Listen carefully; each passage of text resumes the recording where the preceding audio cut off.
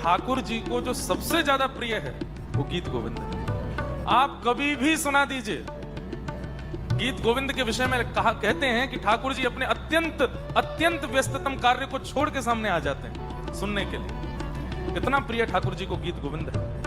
एक मुस्लिम व्यक्ति थे, उनके एक हिंदू मित्र थे। तो हिंदू मित्र से उन्होंने कहा कि मुझे आपके परमात्मा को एक बार देखना है, कोई तरीका है?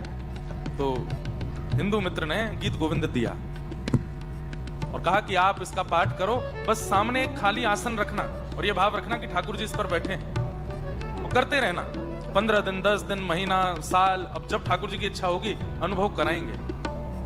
तो वो मुस्लिम मौलवी जी जो थे रोज गीत गोविंद करते थे, आसन लगा के करते थे। लेकिन एक बार उनको बादशाह का बुलावा आया, तो इतनी जल्दी में थे, याद तो गीत गोविंद उनको हो गया था, आज वो पाठ नहीं कर पाए और घोड़े पर बैठ करके बादशाह के पास जब जा रहे थे तो घोड़े पर बैठे बैठे ही गाने लगे।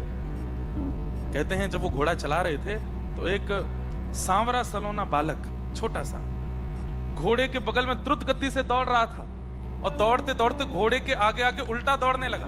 तो मौलवी जी चलते चलते बोले, कौन हो भाई, इतनी तेज गति से उल्टे क्यों दौड़ रहे हो?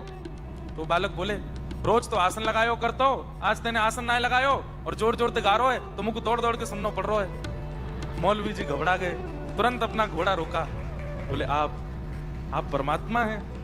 ठाकुर जी बोले, मुंह पे घनेरे काम धरे, अब ये ना बताऊंगा परमात्माओं के ना, जल्दी पूरा कर। और वो मौलवी गाने लगे, ठाकुर जी प्रसन्न होकर सुने और जैसे ही गीत गोविंद पूर्ण हुआ ठाकुर जी अंतर हुए। इसका मतलब इतना प्रिय है ठाकुर जी को।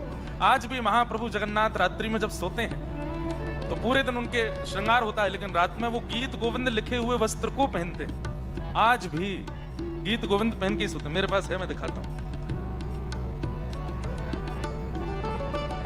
ये महाप्रभु जगन्नाथ जी का रात में पहनने वाला वस्त्र है।